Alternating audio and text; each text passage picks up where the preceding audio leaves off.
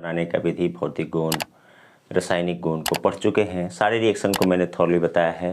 अगर किसी को डाउट होगा तो फिर से उसे रिवाइज कर दिया जाएगा। अब हम उसके उपयोग को देखते हैं, पॉली हैलोजन यौगिक के उपयोग। तो 12 के सिलेबस के अनुसार सबसे पहले हम लोग को पढ़ना है डाइक्लोरोमीथेन। डाइक्लोरोमीथेन आप सूत्र तो अनुसूत्र तो बना सकते हैं भाई। डाइक्लोरोमीथेन आपकी मर्जी, जहाँ पे 2 क्लोरीन लगा दें डाइक्लोरोमीथेन हो गया। ऐसे अगर लिखते हैं अनुसूत्र के रूप में तो CH2Cl2 होगा। इसका उपयोग विलायक के रूप में औषधि बनाने के लिए और अन्य तरह के कार्बनिक यौगिक बनाने के लिए किया जाता है। एरिसोल प्रणोदक भी बनाए जाते हैं। कार्बन का प्रत्येक यौगिक एक दूसरे से रिलेटेड होता है, तो किसी से आप किसी दूसरे कंपाउंड को प्राप्त कर सकते हैं, लेकिन इसके उपयोग के साथ सावधानी रखनी होती है। ये कि अगर त्वचा के संपर्क में आएगा तो जलन महसूस होगा, जलेगा। डायरेक्टली आँख में चला जाए तो कॉर्निया जल सकता है। अगर मुंह गले के नीचे चला जाए तो हाथ पैर के उंगली का सुन्न होना, बुखार होना, सर्दी कपकपी होना, वीकनेस फील होना, टायर्डनेस फील होना, उल्टी होना, ये सब सारे लक्षण देखने को मिलते हैं। उद्योग में इस्तेमाल होता है। उपयोग के दौरान इन सावधानियों की जरूरत पड़ती है। क्लियर? दूसरा है ट्राइक्लोरोमीथेन, CHCl3। ट्राइक्लोरोमीथेन 3 क्लोरीन है, ऐसे बना सकते हैं आप। 3 क्लोरीन हो गए और 1 हाइड्रोजन हो गया, लेकिन इसको कमर्शियल प्रोसेस में क्लोरोफॉर्म कहते हैं। तो एक आसान तरीका याद करने का, 3 क्लोरीन है तो क्लोरोफॉर्म है, 3 ब्रोमीन होता तो ब्रोमोफॉर्म होता, 3 आयोडीन होता आयोडोफॉर्म होता। तो क्लोरोफॉर्म का उपयोग भी प्रशीतक बनाने, एरिसोल बनाने, अल्कलॉइड्स के विलायक के रूप में किया जाता है।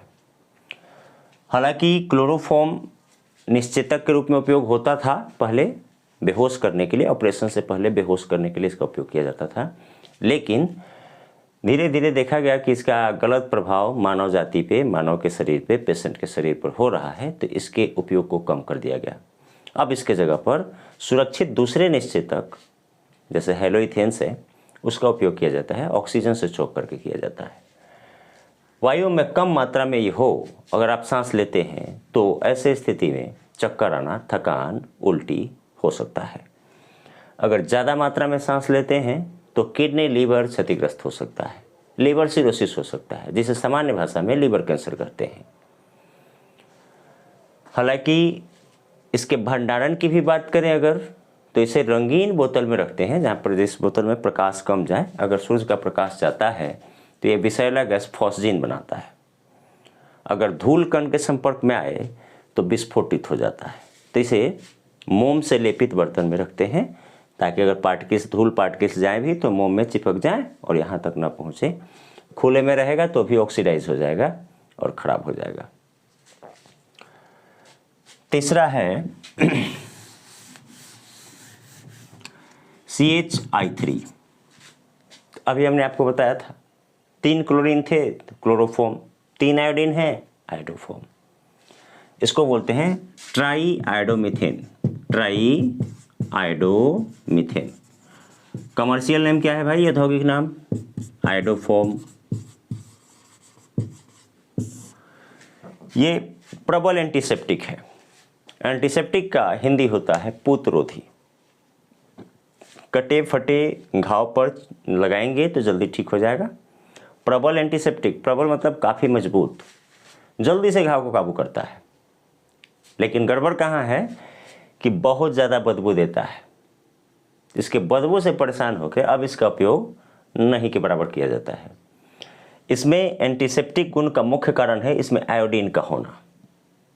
तो अब इसका नहीं उपयोग करके आयोडीन का 1 to 10%, बेसिकली 1% ही होता है जिसे आदमी उपयोग करता है। आयोडीन 1% का जलीय सॉल्यूशन, एक्वस सॉल्यूशन एंटीसेप्टिक के रूप में उपयोग करते हैं, जिसका नाम आयोडीन का टिंचर होता है।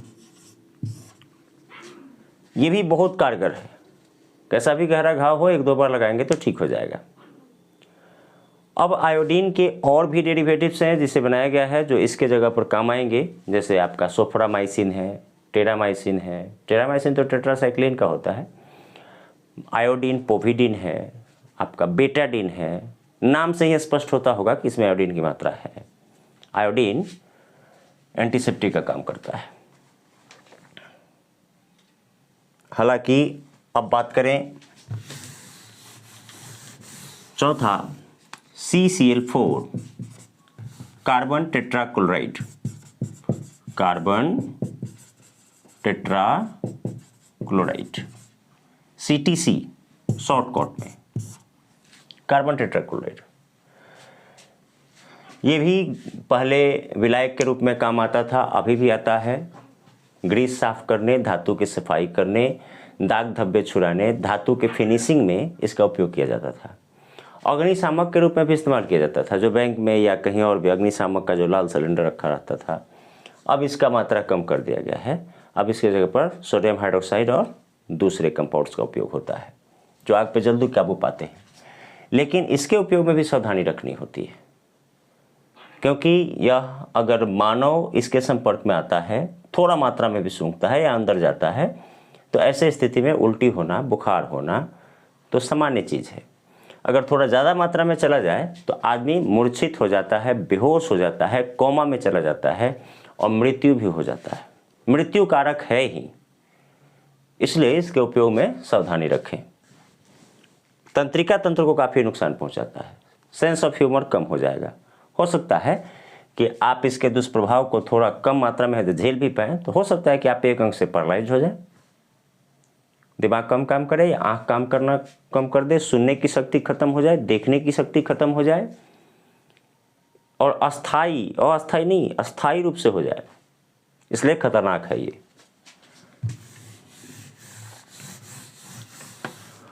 अगला है BHC, benzene hexa chloride, BHC। लेकिन ये कीटनाशक है। इसका उपयोग किसान करते हैं, शाकीय पौधे या सब्जी की खेती जो करते हैं, तो फसलों को जब छोटे छोटे कीड़े ज़्यादा नुकसान पहुंचाते हैं तो ऐसे स्थिति में BHC पाउडर किसान छिड़कता है तो कीड़े से बचाव हो जाता है। लेकिन किसान दुकान पे जाके बोलता है BHC पाउडर दो, BHC, लेकिन होता है BHC, बेंजीन हेक्साक्लोराइड। कीटनाशक है, प्रबल और अच्छा कीटनाशक है।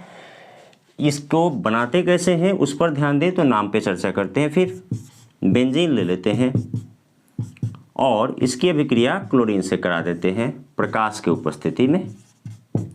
6 क्लोरीन है तो अन्य रिएक्शन की तरह नहीं, इसके डबल बॉन्ड टूट जाते हैं। सब पर एक एक हाइड्रोजन है, सब पे कार्बन भी है, प्रत्येक टर्निंग पे कार्बन है, बेंजीन है ये।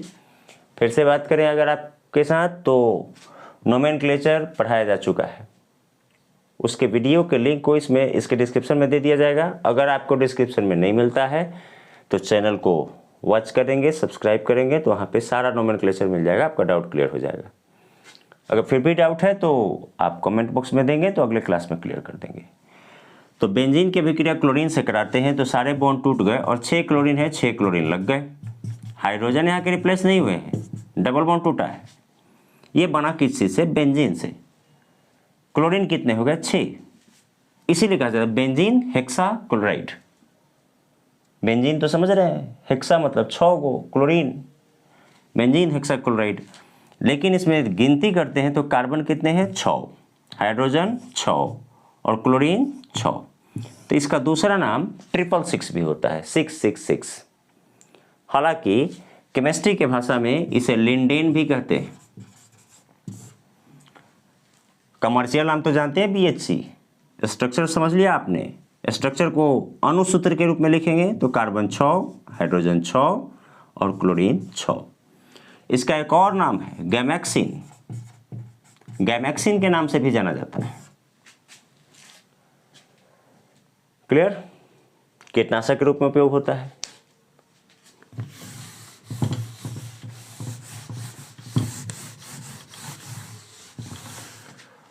अगला है DDT। DDT शॉर्टकट नाम है, छोटा नाम है। अब जरा इसके पूरे नाम की बात करें, PP dichloro diphenyl trichloro ethane. फिर बताएं, नोमेनक्लेचर में हमने सारा रूल बता दिया है, कैसे नाम लिखते हैं ये भी बता दिया है। तो अगर नाम दिया हो, संरचना बनाना हो तो उल्टे बनाते हैं। अब DDT उठाया कहाँ से? देखिए, एक D यहाँ है, एक D यहाँ है और T यहाँ है, DDT। संरचना बनाएंगे तो उल्टा बनाएंगे, पहले इथेन बना लेते हैं, 2 कार्बन हो गए, बॉन्ड फैला देते हैं। इथेन तो बना लिया आपने, अब क्या? ट्राइक्लोरो, 3 क्लोरीन लगा दें। अब क्या? डाइफिनाइल। फिनाइल किसको बोलते हैं? बेंजीन से एक हाइड्रोजन कम हो तो बेंजाइल नहीं होता, फिनाइल होता है। तो 2 को फिनाइल लगा दें, आपका मर्जी, आप नीचे भी लगा सकते हो। डाइफिनाइल लगा दिए, यहाँ तक बना चुके। PP डाइक्लोरो, P मतलब पैरा पोजीशन, पैरा किसको बोलते हैं? 4 को, 1 2 3 4, 1 क्लोरीन यहाँ होगा, 1 क्लोरीन यहाँ होगा। अब एक जगह बचा हुआ है, हाइड्रोजन लगा दें। यह है DDT। स्ट्रक्चर पर ध्यान दें, इसे ग्रीगर औषधालय में बनाया गया था, लेकिन इसके कीटनाशक प्रभाव की खोज बहुत समय बाद, 1873 के बाद, 1913-14 के आसपास पॉल मूलर ने की थी। यह मलेरिया फैलाने वाले मच्छर, टाइफाइड फैलाने वाले जू को नष्ट करता था। सबसे ज़्यादा इसका उपयोग द्वितीय विश्व युद्ध के बाद किया गया। जैसे ही सेकेंड वर्ल्ड वॉर खत्म हुआ, पॉल्यूशन, बारूद के और गंदगी के बहुत ज़्यादा बढ़ गए थे, क्योंकि कई जगह लाशों के ढेर पड़े थे, उसे हटाने वाला कोई नहीं था। तो उससे अनेक तरह के हानिकारक कीड़े और मच्छरों का प्रकोप बढ़ा, जिसे कम करने के लिए इसका उपयोग किया गया और काफ़ी कारगर साबित हुआ। हालांकि बायोलॉजी की क्लास में बताया जा चुका है आपको कि अधिकांश बीमारी का जड़ मच्छर ही होता है, तो ये मच्छरों को नष्ट करता था, इसलिए काफ़ी लोगों ने उपयोग किया, पूरे वर्ल्ड में वर्ल्ड वाइड उपयोग किया गया। लेकिन धीरे धीरे इसके दुष्परिणाम सामने आने लगे, तो कई देशों ने इसके उपयोग पर प्रतिबंध लगा दिया। लेकिन अभी भी कुछ देशों में इस्तेमाल होता है, जैसे भारत भी है। अभी अब गर्मी का मौसम आया, मच्छर मारने के लिए जो गवर्नमेंट के द्वारा भेजा जाएगा, वो लोग DDT का छिड़काव घर में करके चले जाएंगे। लेकिन ये ध्यान दें आप कि कीटनाशक हो या DDT हो, धूपमयी जलवायु में छिड़कते हैं ताकि इसका असर बढ़िया से हो।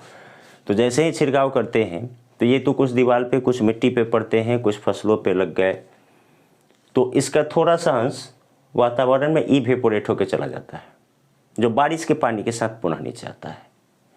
दूसरा, अगर पौधे इसे ऑब्जर्व कर लेते हैं तो उनके पौधे के तने को दुधारू पशु खाएंगे, जिनके दूध का सेवन हम करेंगे, तो दूध में थोड़ा सा इसका अंश होगा। अगर बारिश के पानी के साथ नीचे आते हैं तो हम लोग उसके चपेट में हैं ही। अगर फसल के दाने को खाते हैं तो फिर वहाँ से थोड़ा सा DDT आ जाता है। अब बारिश के सहायता से वातावरण में मौजूद गैसीय अवस्था में जो थे वो भी नीचे आ गए, स्थलीय क्षेत्रों में थे वो भी पानी से बहते हुए नदी नालों में चले गए। वहाँ पे मछलियाँ हैं, मछलियों के लिए तो काफ़ी विषकारक साबित हुआ। मछलियों का तो दुश्मन, मछलियों को और जलीय जीवों को काफ़ी प्रभावित किया। खैर, अगर मछलियाँ जी भी गईं तो उनके प्रजनन शक्ति कम हो जाते हैं। जो ज़्यादा बच्चे देते वो कम बच्चे देंगे, जिनके बच्चे अधिक जीवित रहते थे वो कम जीवित रहेंगे। अगर बच गए तो उन मछलियों का सेवन कौन करेगा? हम लोग, क्योंकि मछलियाँ तो ऐसे ही पानी में दूषित है, DDT से प्रभावित और दूषित पानी में हैं, वो जाएँ कहाँ? तो फिर DDT घूम के हमारे पास आ गया तो क्या होगा भाई? लिवर सिरोसिस होगा, आंत का कैंसर होगा, लिवर का कैंसर होगा, थोड़ा श्वसन संबंधी विकार होगा, स्टोन का बनना, पथरी का बनना भी हो सकता है। तो नुकसानदायक होता है, जिसके कारण कई देशों ने प्रतिबंध लगा दिया। बाकी अभी कुछ देश उपयोग करते हैं, जो विकासशील राष्ट्र हैं वो। बाकी विकसित राष्ट्र इसके बजाय दूसरे कीटनाशक का उपयोग करते हैं, जो काफ़ी सुरक्षित होता है।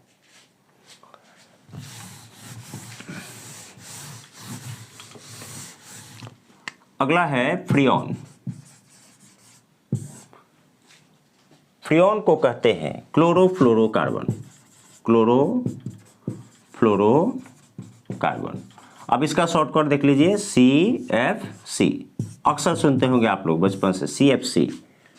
क्लोरोफ्लोरोकार्बन वायुमंडल का दुश्मन, पूरे जनजाति और जीव जंतुओं का दुश्मन। कैसे भाई? तो क्लोरोफ्लोरोकार्बन पहले कहते किसे हैं? कार्बन के कितनी भी श्रृंखला हो, कोई बहस नहीं है, इसमें क्लोरीन भी होना चाहिए, फ्लोरीन भी होना चाहिए। हो सकता है दो दो हो, एक एक हो, क्लोरो तो है, फ्लोरो भी है और कार्बन भी है, क्लोरोफ्लोरोकार्बन हो गया। लेकिन सबसे ज़्यादा जो उद्योग में इस्तेमाल किया जाता है CFC, उसका नाम है फ्रियोन 12। फ्रियोन 12 किसको कहते हैं? CF2Cl2। ऐसे अनुसूत्र के रूप में लिखें, CF2Cl2, फ्रियोन 12 बोलते हैं इसको। IUPAC नाम की चर्चा कर लें, डाइक्लोरो डाइफ्लोरो मीथेन। 2 क्लोरीन है, फिर से याद दिला दें, नोमेनक्लेचर आप देख लीजिएगा, डाइक्लोरो डाइफ्लोरो मीथेन। तो ये फ्रियोन 12 है, इसका उपयोग कहाँ करते हैं? एरिसोल बनाने में, प्रणोदक बनाने में, प्रशीतक बनाने में, वायु शीतलन में और अन्य यौगिक बनाने में भी। अब जैसे फ्रिज है, AC है, काम तो करता है, कैसे करता है? उसमें गैस होता है, वो गैस ही रोटेट होके कूल करता है। वो गैस कौन सा डालते हैं? फ्रियोन गैस डालते हैं। लेकिन ये सीधे मानव जनजाति को या किसी जीव जंतु को प्रभावित नहीं करता, धीरे धीरे धीरे वाष्पित होकर वातावरण में जाएगा, समताप मंडल में जाएगा, वहाँ ओजोन परत को नुकसान पहुँचाएगा, जिससे हानिकारक पराबैंगनी किरण ज़्यादा मात्रा में नीचे आएगी। तो ऐसा होने पर कपड़े के रेशे का कमज़ोर होना, मूल्यवान धातु, मूल्यवान पत्थर, ऐतिहासिक इमारतों का रंग धूमिल होना और मोतियाबिंद होना, त्वचा कैंसर होना, पौधे के बीज और फल पर प्रभाव, आंशिक प्रभाव, डायरेक्टली कम मात्रा में, अचानक से नहीं कि आया कुछ हो गया, धीमे गति से उनके जीन में उत्परिवर्तन उत्पन्न करता है, जिससे उनके गुणों का नाश होता है। धीरे धीरे गुण डिक्रीज करते जाते हैं और उनकी क्वालिटी कम होती जाती है। तो यह है फ्रियोन। तो हम लोग अभी पॉली हैलोजन यौगिक के उपयोग के बारे में देख रहे थे, फिर अगले क्लास में अगला चैप्टर।